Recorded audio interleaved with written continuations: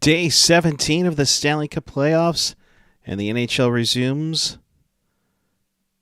despite being bigger than sports. The inclusion and diversity of all people. Let's make this happen, folks. And I also mean, let's talk about hockey and how the Hockey Diversity Alliance is hoping to change the game right now on Teal Town After Dark.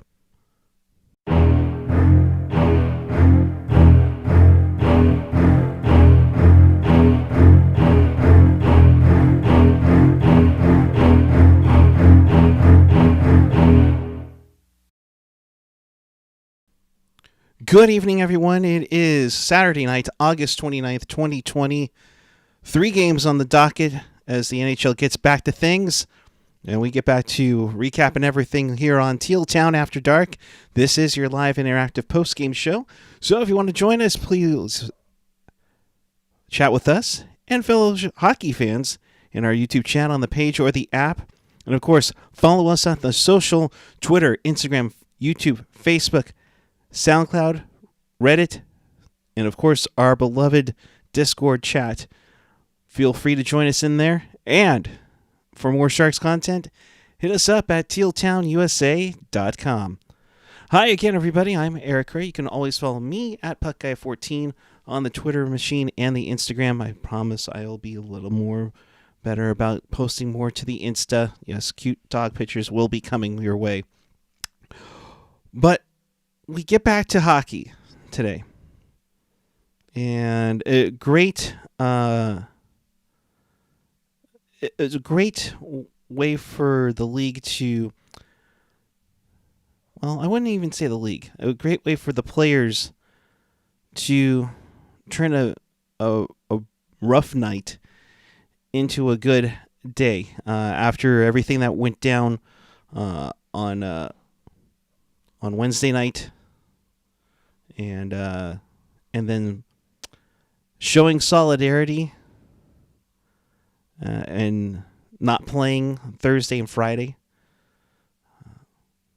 You got used to, I think, a little bit of a game every night or every day. And heck, even early on when the qualifying round was happening, you were getting 5-6 games a day. And you see what transpired. It started off with the Milwaukee Bucks, and it started with the Orlando Magic, and how it translated from there to baseball, to soccer. And like I said on Wednesday night with AJ, it's like, I think a lot of hockey fans were waiting for that part to step up, and we never saw it. And yeah, we heard a lot of the reasons why and such, and it's like, come on, do something. And we saw the outpouring from the Western Conference bubble. The Eastern Conference, maybe not so much, but in the West in volumes. And I think a lot of people were very glad to see that. And a good video that the league put together with the players on how everyone should be accepted. As for the Sharks, and of course, this is a Shark-centric podcast and video channel, YouTube channel. We've seen a number of people come in, persons of color. It started with Mike McHugh. He was on the opening night roster for the Sharks in 1991. Scored, I believe, the second home goal in Sharks franchise history. You go to Dale Craigwell, who was with the team for a number of years. You can go on to like Mike Greer, Evander Kane, Jamal Mayers, Derek Joslin, Evander Kane. I know I'm missing a couple here and there, but I mean, the team has been, a diverse bunch. So we hope that continues. There's got to be a lot coming out from the Hockey Diversity Alliance. In fact, I know they put out a big bunch of a tweet thread during the Golden Knights and Canucks. And so we'll maybe touch up on that a little bit later. But you are here for hockey, so let's do that recap everything that went down today as the league got back to action. 3 games on the docket. We'll begin earlier this morning, and it's nice how they set this up. They had a game at 9 a.m. and then another game at 4 p.m. and 6:45. So for me, as Amanda checks in, what about cute pictures of your girlfriend's cats? Well, the girlfriend's cats don't like me. Well, I take that back. One does. The other one just, no. It's like trying to hug a Golden Knights fan when you know that they think you're so evil. I don't know. We begin with Tampa Bay and Boston. And, Tampa Bay got its groove. I think they, like I said, when they beat Columbus, they had that revenge factor, just like the just like the Sharks did against Los Angeles in 2016.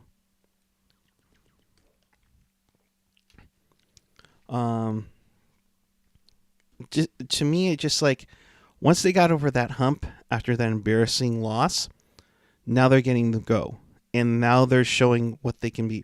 Vasilevsky's played great. Andre Palat gets 2 goals. He gets the first 2 goals of the game. He got one at 8:59 of the first, and at 12:29 of the second to make it 2-0. But also the turning point of this game is Nick Ritchie, and when the puck, Yanni Gourde comes around along the boards, clears the puck out of the zone. The puck is completely out of the zone before Nick Ritchie hits him. And I don't understand what Bruins coach Bruce Cassidy is complaining about. Because, one, he's lucky the guy didn't get kicked out of the game. This was one of those rare instances where Ritchie was assessed a 5-minute major but did not get tossed. And yes, Gourde was able to finish it off, but he did not feel good about it. Butch Cassidy called him clever in the postgame. I think you can kind of read between the lines as to what he thought of the call of Gourde. But they made him pay. Victor Hedman gets that slapper on the power play. They only get one goal in a 5-minute major. What's wrong with you guys? You got that much talent? Come on. To make it 3-0. DeBrusque gets one, in the third period, but Vasilevsky, gets 29 saves en route to a victory here. I mean, overall, a solid victory for Tampa Bay. At this point, it's Tampa's series to lose. I mean, all you need to do is one of the next 3. One of the next 3. I mean, at this rate, they're going to be going to Edmonton early and getting some rest while they wait for the other series to go. And speaking of that other series, Islanders and the Flyers. I know AJ's talked about it, he's picked the Flyers to go to the Cup final, I believe. And, I don't know. I think the Islanders are finding ways to do it like they've done. And, again, having this happen in Toronto makes it even worse for John Tavares and Leafs. I mean, seriously. The Islanders get down 1-0. Pitlick with some potluck pucks into the net to make it 1-0. Then Matt Martin, usually known for his rough play and his fisticuffs, gets on the sheet with his third, to tie the game at 1-1. And then former Leaf Leo Komarov, off of a bad turnover, gets the puck from Brassard with a nice little backhand with about 5 seconds left in the second period, gives the Islanders the lead and the lead for good.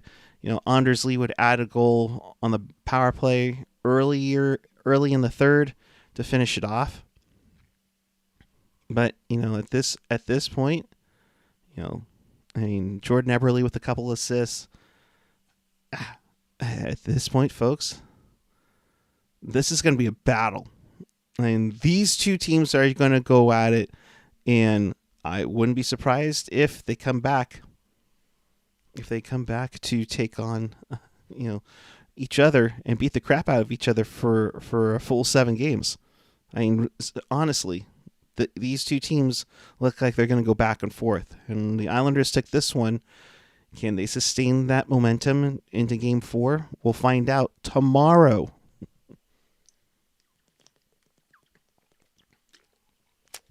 Forgive me, it's warm in here and I'm very parched. I don't know why, but I'll go with it. RPG Productions checking in. Good evening to you. For real, imagine how Tavares feels right now seeing this. You took a discount to leave your old team to go join your childhood team that can't get out of the first round. Ouch. And for that matter, they couldn't get into the first round. I mean, seriously, they couldn't even get into the first round this time around with all that talent. And who knows what they're going to do? You have the likes of like Tavares, Marner, Matthews. You have Freddie Anderson, who's going to go into the final year of his contract. What are the Leafs going to do? You can't do much with him right now. It's going to be a very goalie. It's going to be a huge goalie market in the free agency this year.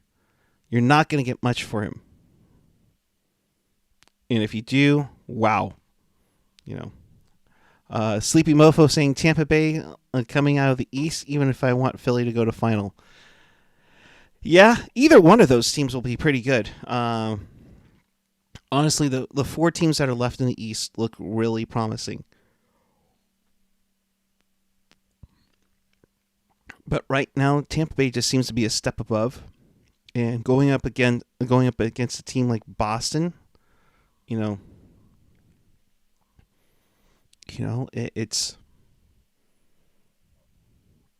going to be a good setup for whoever they take on in the West. If it comes out for Tampa Bay to move on. So, do you break up the core if you're Kyle? That's a tough one because that means you got to give up on a contract, and those contracts are lined up for a while. I believe Matthews is up for another 4 years. Marner's up for another 6. Tavares is up for another 5. I mean, I don't know. I mean, in RBG, you mentioning it right now. Not to mention the Leafs have basically half of their cap going to their top 4 forwards. You don't exactly have cap room to do anything. Well, they've moved, with the Kasperi Kapanen deal and all that. They get a first-round pick back. They got $3.2 million out. They're obviously interested in Alex Pietrangelo. I don't know where they're going to get the money for it, though. That's the problem with Toronto, is that they want to get all these players.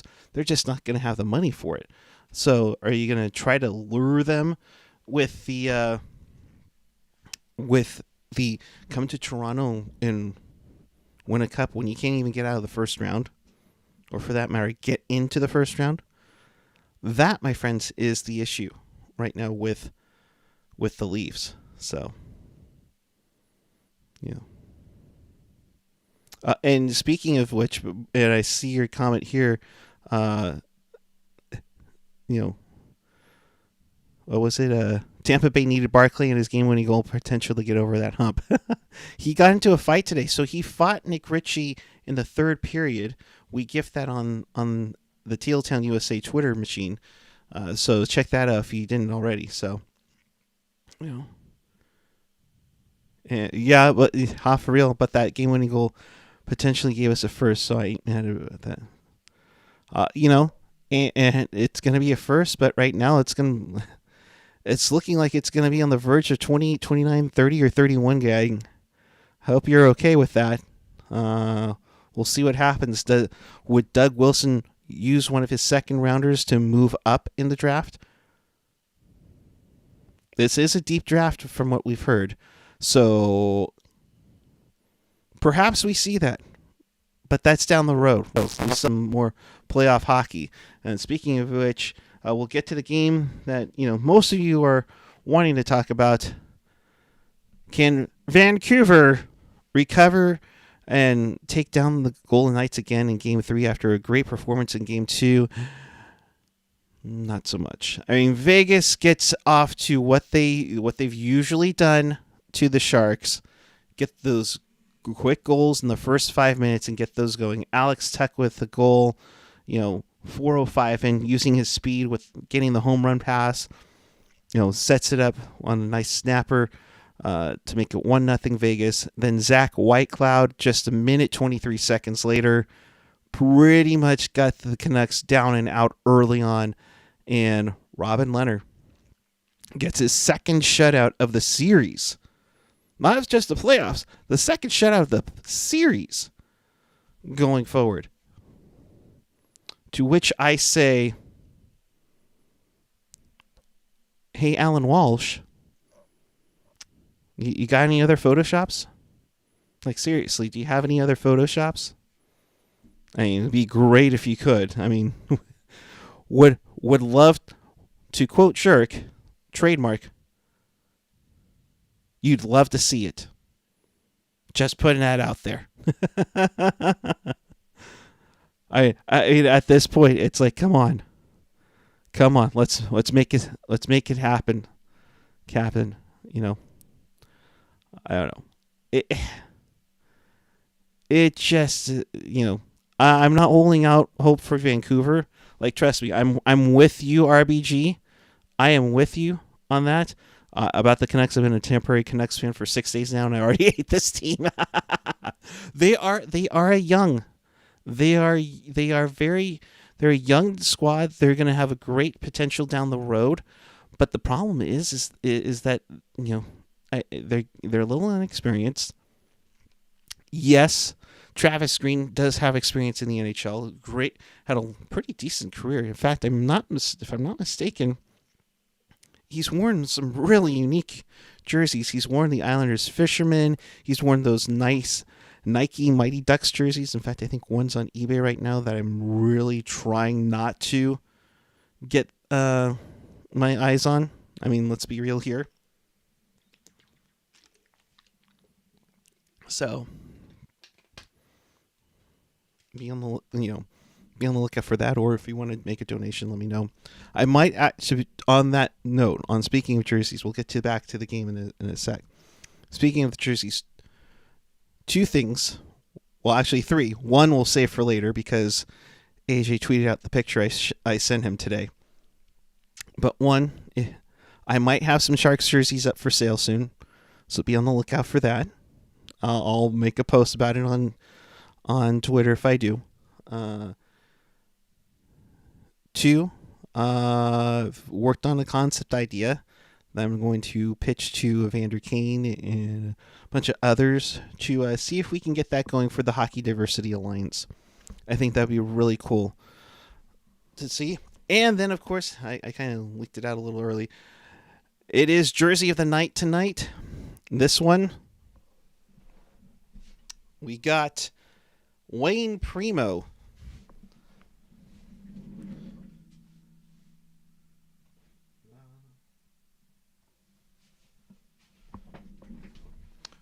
With the alternate captain's A on there. This was the jersey he wore in his last Sharks game before he got traded to Boston, and some deal, got some guy named Joe Thornton out of him. So, we'll see. Christmas present? Nah, not so much. Way too much. Oh, AJ. Oh, yeah.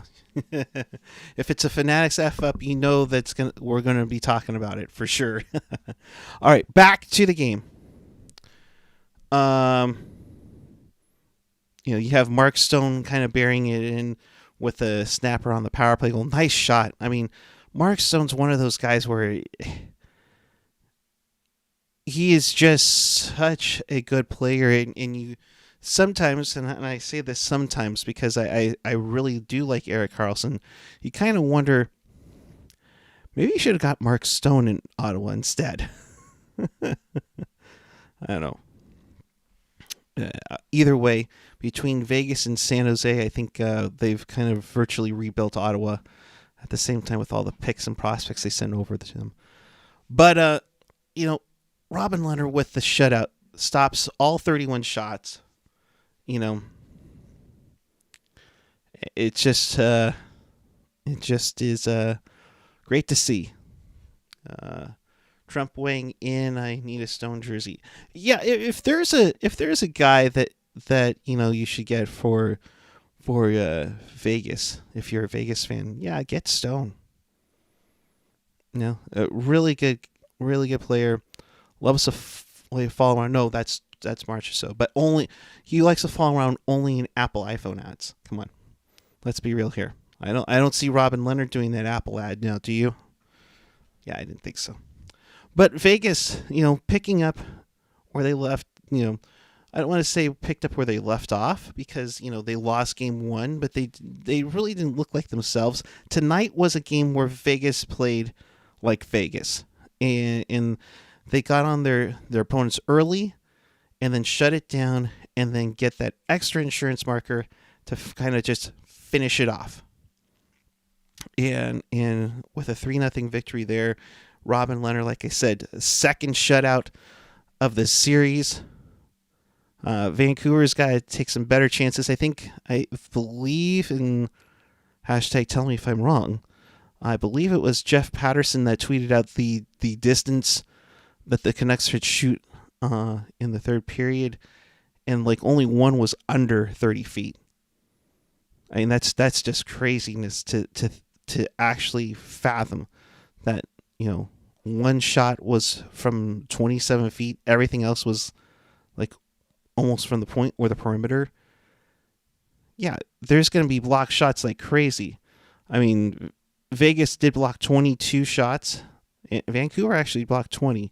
And the funny thing is that Vancouver dominated this game with the shots on goal. At one point, it was 15-5 late in the first period, and yet Vegas had 2 goals on those 5 shots.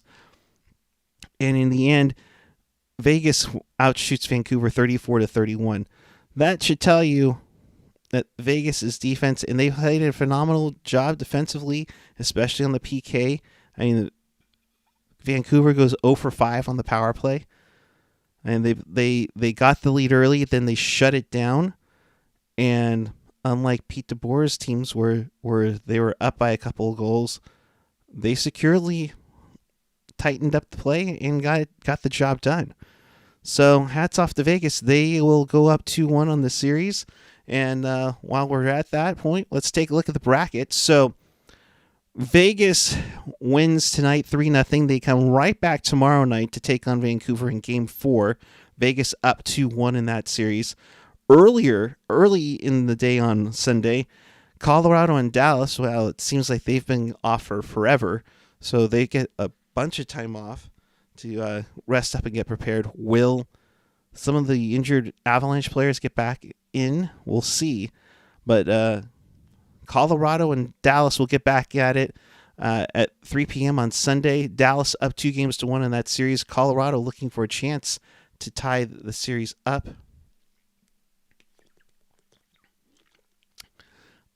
Sunday at 5 p.m., kind of sandwiched in between the two games, the Islanders and Flyers will go at it. The Islanders up 2-1. And then on Monday, we could see potentially our first handshake of the second round. If Tampa Bay wins Game 5, they lead the series 3-1 and looking to close it out. So, for sure on that. So that's what you're looking at. So only Tampa Bay and Boston will be off tomorrow. Everybody else will play again. Oh, Puckeye, don't remind us. I'm sorry. I am sorry. Bernard Bennett, are you going to cover? The draft is coming soon. We will be covering the draft. We will be getting our, I like to call our prospectors, and hopefully that will include Ian Reed, Kevin Lacey. We're trying to convince Vince G.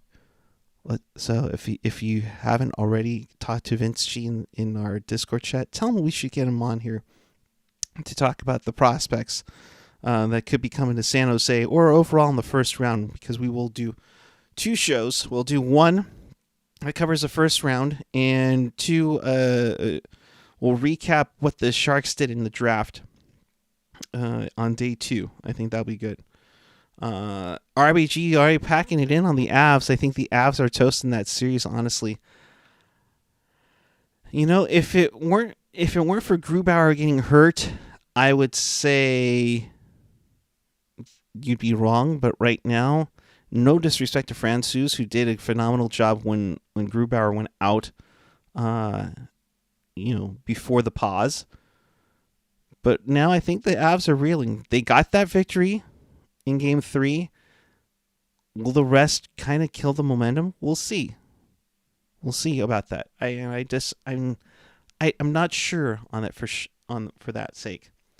So, all right. Let's talk about one thing I forgot to mention earlier in the broadcast. To quote the Vegas Twitter, so a lot of people at home were saying, "Shoot!" Here's the thing. Kudos to NBC to finally getting the memo about getting a shot counter, and sometimes it's not always there, which is fine, but they've been constantly doing it, and on occasion it just. You get a little typo, it's all right. I mean, rather have that up than no shots on goal talk at all. So good to see that. But wow, 2,930 shots. I mean, yeah, damn, Markstrom's really the MVP on the Canucks. Right? You're right. But it is time for the Fanatics F-Up of the night. And this goes back to today when I went to Hockey X. A special shout out to Sam Tageson, who helped me out. So appreciate it. They're having a 40% off sale game. Unfortunately, they're going out of business. So you got to check out what they got over at Hockey X in Oakland, near the Oakland airport. Ding, ding, shame. Hey, if you have a few bucks, check out over there. So, but, he knows about AJ's passion project about how much Fanatics sucks, and we've all seen the infamous Snossus Nashville Predators jersey that we keep mentioning. Well, folks, get ready, because now playing for the Sharks, number 88, Brent Snurb. That's right, Brent Snurb. Or let's say Snrub. Yeah, I think Brent Snrub. Yeah, Snrub. Really? One of the things that one of the employees over there did say was that, under the contract that Fanatics has with retailers, they are allowed a 2% wiggle room of total merchandise sent being flawed. Now, to me, flawed would be, there's a loose thread, or maybe a logo wasn't stitched on properly. It doesn't mean that you put a nameplate upside down. I mean, really, you put that upside down. How?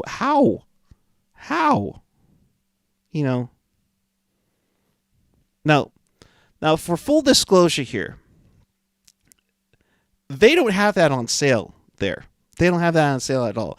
They're a respectable hockey retailer who understands that you cannot have that out there because nobody's going to buy that at all.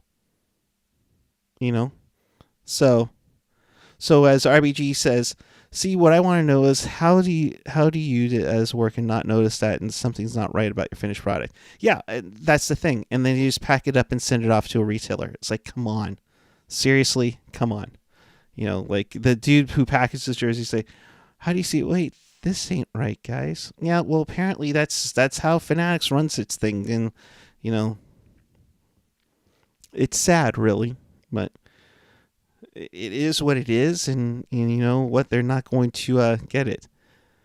Bernard asking, is the Sharks getting Jack Eichel from the Sabres? There's no truth to that rumor. I've heard that rumor many times, but I have not heard anything yet. Anything on Jack Eichel coming to San Jose. If we did, we'd be talking about it ad nauseum for sure. And the question is whether or not Evander Kane would give up number 9 to Jack Eichel.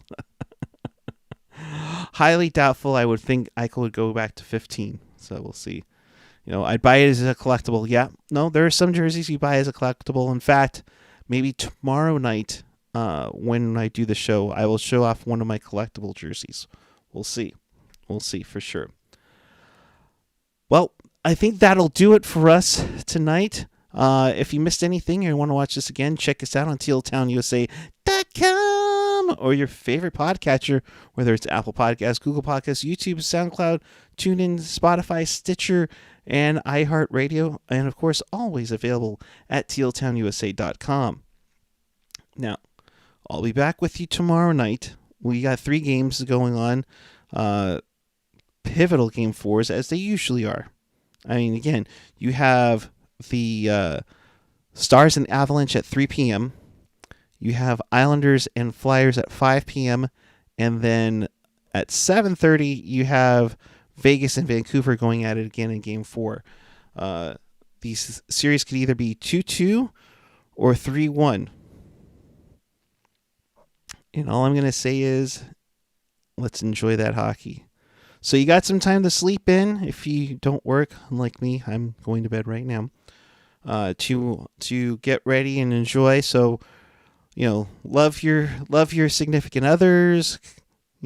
Get some breakfast. Hey, maybe take a walk or anything. And then by 3 p.m., get to enjoy probably about 7.5 hours of pure hockey bliss. And then come back here and we'll be talking about it because, why not? So if you missed anything, check us out on the YouTube channel. And, of course, follow us on the social media. Follow us on the Twitter, Instagram, and Facebook. Of course, hit that subscribe button. Make sure you check out our previous content, of course. And as always, keep it real, keep it teal, keep it real teal. Thank you, everyone. Stay safe out there. Be respectful and kind to each other. Have a great night, everyone. We will see you tomorrow night. Really, Satan? I am not a Vegas fan. Give me a freaking break. Good night. Unbelievable.